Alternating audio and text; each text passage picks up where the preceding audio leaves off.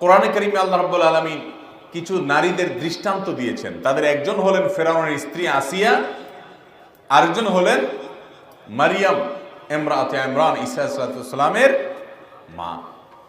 তাদের মতো এবং নবী করিম সাল্লাল্লাহু আলাইহি সাল্লামের পত্নীগণ মহিষা আয়েশা রাদিয়াল্লাহু তাআলা আনহা সহ উম্মুল মুমিনিন সহ আরো যারা ছিলেন তাদের মতো হতে হলে আজকের এই যুগের সকল চ্যালেঞ্জ এবং প্রেক্ষাপটকে সামনে রেখে 10টি নসিহত আপনাদেরকে আমি করতে চাই। নাম্বার 1, ঈমান তো থাকতেই হবে, সেটা আমি আর পয়েন্টে আনলাম না। 1 নম্বর হলো 5 ওয়াক্ত সালাত ঠিক মতো করতে হবে। আমাদের মা বোনদের একটা সমস্যা হলো, অনেক মহিলারা আছেন টাইম মতো নামাজ পড়েন না। যেহেতু পুরুষরা জামাতে নামাজ পড়ে, তাদের জামাতে সালাত আদায় করার জন্য একটা গুরুত্ব থাকে, মা বোনরা বাসা বাড়িতে পড়ছি করে অনেক সময় দেরি করে ফেলেন। এবং একটা ভুল মাসআলা আমাদের দেশে মহিলাদের মধ্যে ছড়িয়ে আছে, সেটা হলো মহিলাদের সালাত হবে মসজিদে পুরুষের জামাতের পরে, আজানের আগে তারা নামাজ পড়তে পারবে না, পুরুষদের জামাতের আগে পড়তে পারবে না। এরকম একটা ভুল ধারণার কারণে অনেক মহিলারা অপেক্ষা করে, দেরি করে। নামাজকে দেরি করতে করতে অনেক সময় দেখা যায়, বিশেষ করে গৃহস্থলী কাজকাম করতে করতে, জোহরের সালাত আদায় করতে করতে 2টা, 2:30, 3টা পর্যন্ত বেজে যায়। ঠিক না ঠিক? মা বোনরা ওয়াক্ত মতো এবং সময় হওয়ার সাথে সাথে দেরি না করে সালাত আদায় করবেন। মসজিদে জামাত হলো কি হলো না আপনাদের দেখার দরকার নাই, আজান হলো কি হলো না সেটা দেখার দরকার নাই, দেখবেন ওয়াক্ত হয়েছে কিনা, টাইম হয়েছে কিনা। টাইম হয়ে গেছে, সালাত আদায় করে ফেলেন। সালাতের ক্ষেত্রে মা বোনদের আরেকটা বিষয় হলো তাড়াহুড়ো করা, অস্থির হওয়া, খুব হুলস্থুল করে নামাজ পড়া।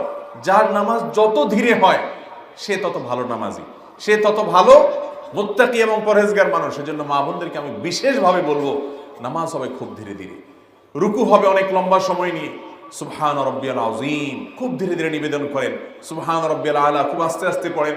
এভাবে প্রত্যেকটা রোকনকে খুব ধীরে স্থিরতার সাথে কাজ করেন, ইনশাআল্লাহ আপনার মূল কাজটা ঠিক হয়ে যাবে। যার নামাজ ঠিক, ইসলামের তার মূল কাজটা ঠিক হয়ে যায়।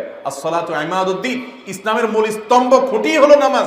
যার নামাজেরই ঠিকঠাক নাই, তার ইসলামের অন্য কোনো কিছু ঠিক নাই। এই জন্য মা বোনদেরকে বিশেষ করে আমি বলতে চাই, 5 ওয়াক্ত নামাজ প্রথমত ওয়াক্ত মতো সময় হলে আদায় করবেন।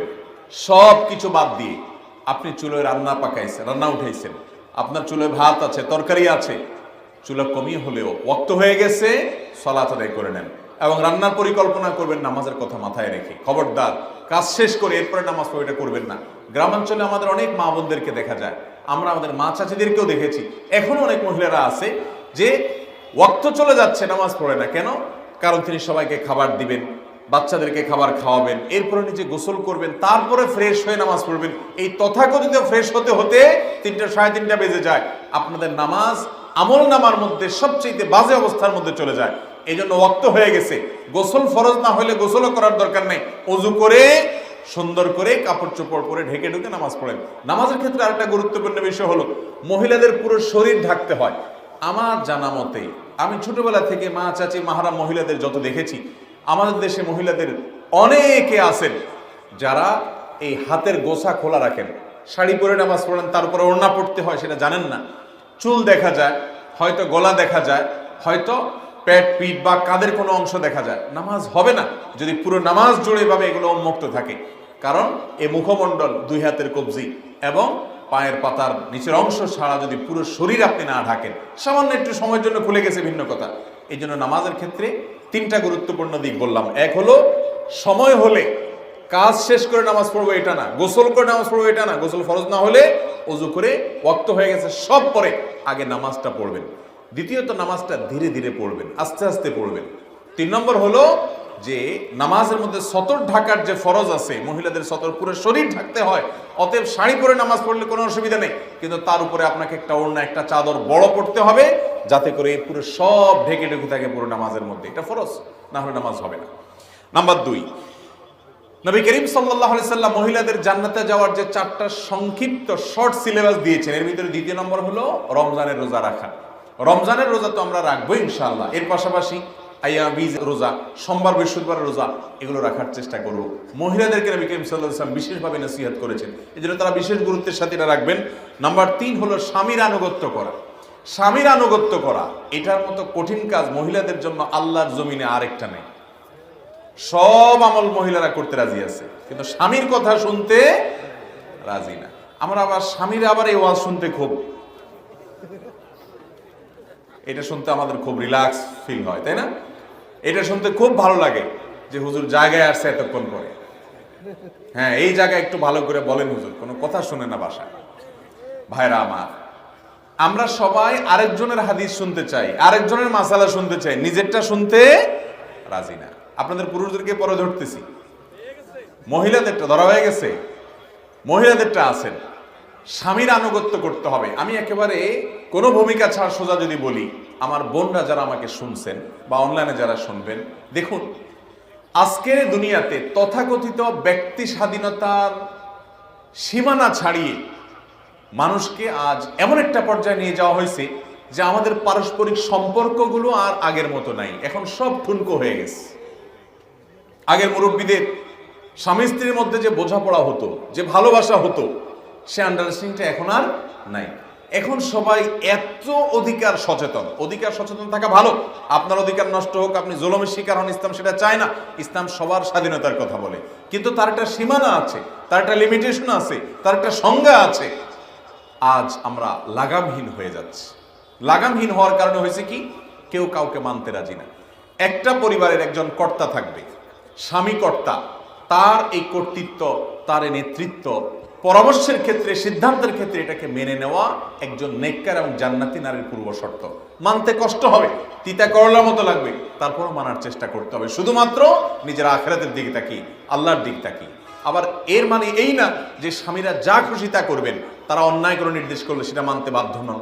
তারা অনাচার করলে অবশ্যই সেটার প্রতিকারের চেষ্টা মহিলাকে করতে হবে, করার অধিকার আছে, কিন্তু শৃঙ্খলার স্বার্থে পরিবারে স্বামীকে তিনি মেনে চলবেন এবং তার আনুগত্য করার চেষ্টা করবেন যতক্ষণ তিনি যৌক্তিক নির্দেশ করেন।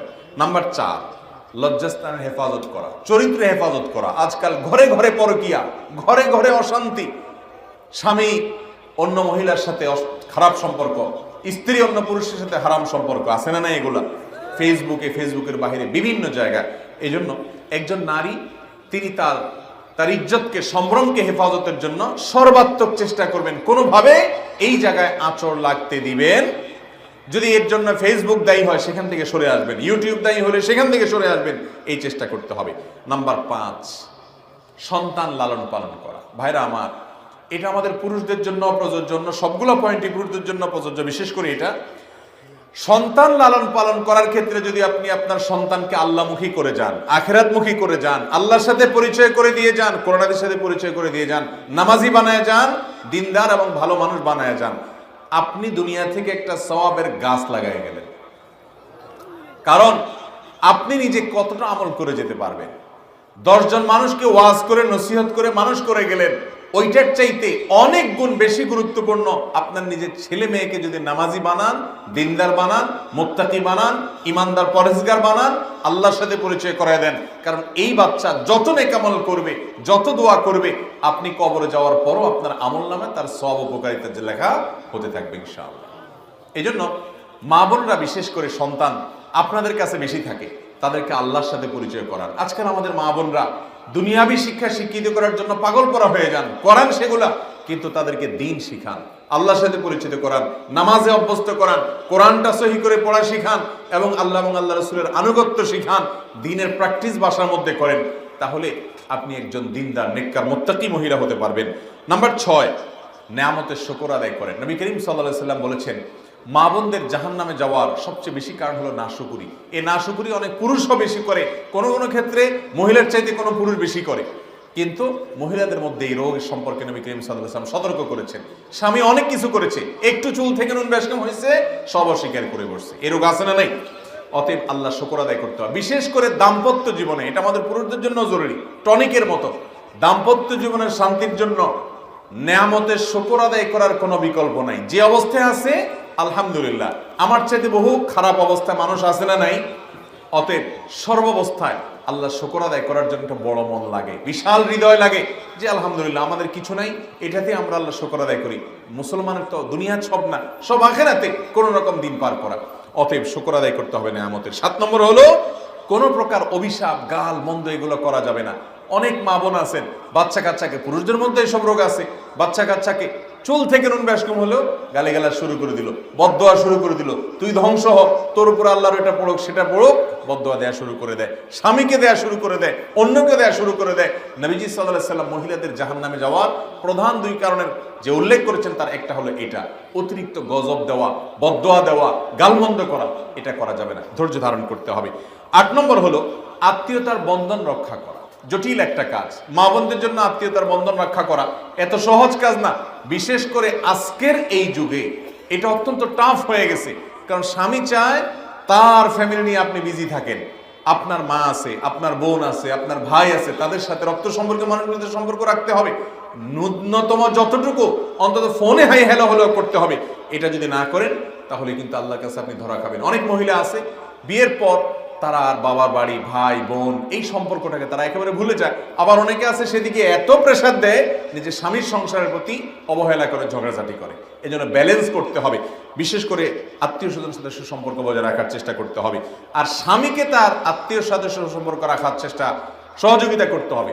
অনেক মহিলা আছে দেখবেন যে সব ঠিক আছে, নামাজ কালাম পড়ে এবং সব কথা মানতে রাজি আছে, কিন্তু স্বামী তার ছোট ভাইরে টাকা দেখ এটা রাজি না। ঠিক না বে ঠিক? স্বামী তার বাপমার কথা শুনো এটা মানতে রাজি না, আমার কথা শুধু শুনবে, তাদের কথা শুনবে না।